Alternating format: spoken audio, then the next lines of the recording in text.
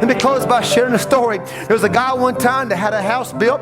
He was sitting in his recliner one day watching TV, and all of a sudden the guy noticed there was a crack in the wall of his house. He thought, well, I'm going to call me a contractor. I'm going to call me a guy to come in here and fix that. So he called this popular contractor. He came in and saw the crack, and the guy took some putty, put it on the wall, painted it over, hid the crack, and you couldn't see the crack anymore. And the customer was satisfied.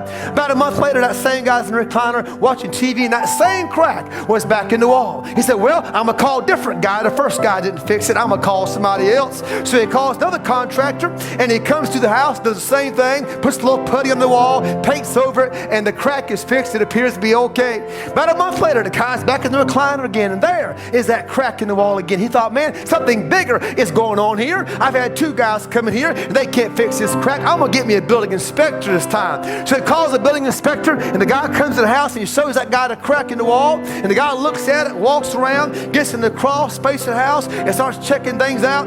And when he comes back, he says, sir, I found your problem. Your problem isn't the fact you got a crack in the wall. The problem is you got a shaky foundation. He says, sir, until you fix that foundation, there'll always be a crack in that wall. You can paint over it, you can hide it, but until you fix your foundation, there'll always be a crack in the wall. Friends, here's what God is saying here today. Until you build your life on the rock solid foundation of Jesus Christ, there'll always be a crack in your wall, always be a crack in your marriage, always be a crack in your home, always be a crack in your church. But child of God, when you build it on the foundation of Christ, He'll fix it all. Amen, church.